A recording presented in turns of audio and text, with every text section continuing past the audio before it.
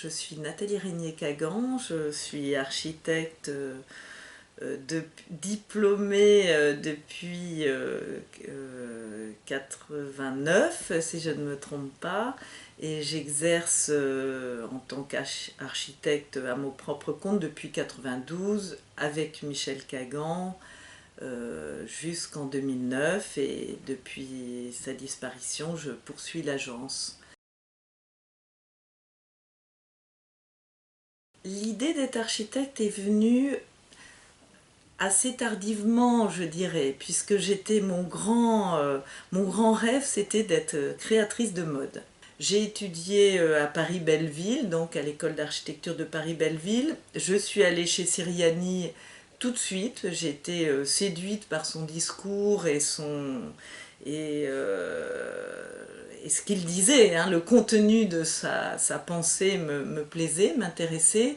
Et c'est là où je crois que j'ai vraiment plongé dans l'architecture et dans la passion de l'architecture.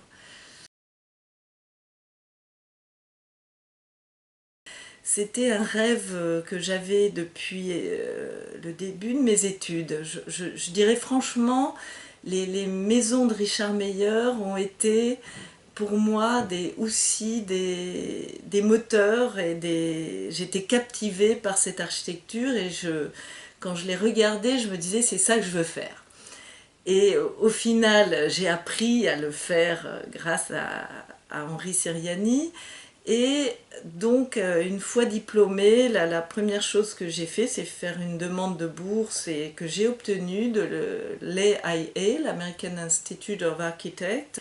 Et donc, c'est par cet intermédiaire que je suis partie à New York et que j'ai rencontré Richard Meier, qui m'a engagée. Et il m'a engagée pour une période, j'ai travaillé chez lui pendant environ 9 mois. Et à la suite de ça, il voulait me garder, et il m'avait même fait un visa pour rester 2 ans. Il se trouve qu'avant de partir aux États-Unis, j'avais rencontré Michel Kagan, et que ça a chamboulé toute ma vie. Et effectivement, je suis revenue en France pour vivre et partager ma vie avec Michel Kagan. On n'a pas monté l'agence ensemble, il a créé sa propre agence avant de me connaître en 87, on s'est connus en 89, juste après mon diplôme. Et donc je suis partie aux États-Unis, je suis revenue, et quand je suis revenue, j'ai travaillé avec Pierre Riboulet d'abord, pendant presque 2 ans, chez qui j'ai été chef de projet. J'ai gagné des concours. Et ensuite, nous avons, avec Michel, fait notre propre appartement dans un atelier d'artiste que j'ai transformé avec Michel. Et ça a été notre premier projet ensemble. Mon travail avec Michel Kagan était plus spécifiquement consacré aux maisons, aux appartements, aux clients privés. Ce qui n'était pas le cas quand j'étais chez Pierre Riboulet ou même chez Richard Meier. Je travaillais sur les concours, sur des gros projets. J'avais travaillé sur la bibliothèque de Paris 8 avec Pierre Riboulet. Donc j'aimais travailler sur des projets importants. D'ailleurs, à un moment donné où j'avais une proposition pour travailler chez André Putman et chez Pierre Riboulet exactement en même temps, j'ai beaucoup réfléchi parce que j'étais très très intéressée de travailler. J'aime beaucoup André Putman, j'aime beaucoup ce qu'elle faisait. Et j'ai choisi Pierre Riboulet parce que je n'ai pas voulu me priver de construire des bâtiments publics, de construire des logements, et je n'ai pas voulu me couper de tout ça. Mais néanmoins, une part de ma personnalité est très attirée par l'intérieur et par ce... Et pour moi, un bâtiment, d'ailleurs, c'est l'intérieur qui... je ne veux pas dire qu'il prime, puisque je pense que ce n'est pas vrai, mais je pense que c'est de l'intérieur qu'un bâtiment se constitue, prend son... là, je trouve pas mes mots là.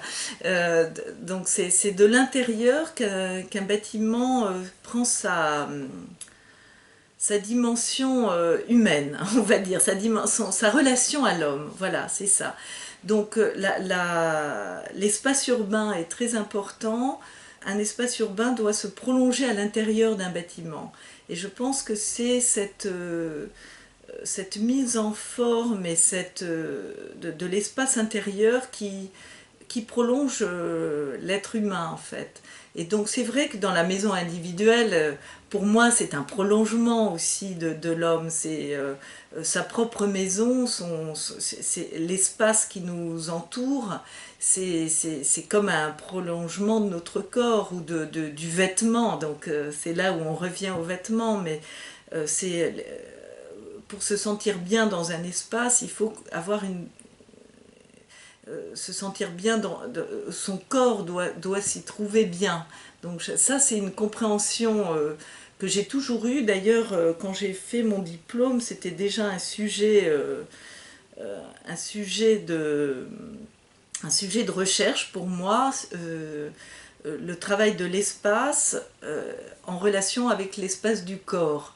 Et donc, c'est également un sujet de cours que je donne à mes étudiants. Et dans un cours que je leur donne qui va de la maison individuelle au logement collectif, je parle de la relation au corps. Et je pense que c'est très important de comprendre quand on construit un immeuble dans la ville que le corps reste toujours concerné et en relation avec ce bâtiment. C'est ce que d'ailleurs Le Corbusier comprenait très bien avec le modulor et quand il dessine l'unité d'habitation. Eh bien la proportion de ce bâtiment très important, eh bien c'est le corps humain, c'est l'échelle du corps qui est en jeu tout le temps. Et je pense qu'un architecte qui a compris ça garde cette relation à l'homme, à l'humanité est très importante. Depuis les Grecs, les mesures sont faites à partir du corps humain, le pied, le coude, voilà. Donc je pense, c'est de là que vient mon intérêt pour l'espace intérieur. Je dirais qu'il y a un fil conducteur qui part du corps, qui passe par le vêtement et qui aboutit à l'espace et au final l'espace urbain. On a été une agence qui a beaucoup travaillé pour le public. On travaillait essentiellement sur concours avec Michel Cagan. Et donc, d'ailleurs, la quantité de concours faits dans l'agence, absolument très très importante, et hélas, assez peu de projets réalisés en rapport avec tous ces concours. Il se trouve que nos projets ont été remarqués par des maires ou des maîtres d'ouvrage, oui, ou souvent des maires, en particulier à Rennes, et nous ont mis dans des listes d'architectes recommandés à des promoteurs pour justement permettre d'avoir une qualité de l'architecture. Pour ces maires, c'était une manière de garantir la qualité des réalisations. Donc on a été dans des listes et je dirais qu'un des premiers projets réalisés avec un promoteur privé, ça a été à Rennes, un bâtiment qui a obtenu une récompense, une pyramide d'or, qui est une récompense de la Fédération des promoteurs. Et depuis ce temps-là, nous avons eu ensuite une autre commande avec un client privé aussi à Marseille, donc un beau bâtiment de 86 logements qui également a beaucoup plu au maire de Marseille. Et donc par ce biais-là, on a obtenu, je travaille actuellement sur d'autres projets à Marseille, Et nous avons fait également d'autres projets à Rennes. Donc ça a été par la commande publique que nous avons réussi à accéder à la commande privée. Donc aujourd'hui, je dirais que effectivement la commande privée est de plus en plus importante. Il devient très difficile d'être retenu au concours. Il y a de moins en moins de concours, il y a de plus en plus d'architectes qui candidatent pour ces concours. Et donc je dirais que ma démarche actuelle, c'est d'aller voir les promoteurs pour leur montrer ce qu'on sait faire et ce qu'on a fait beaucoup dans le public.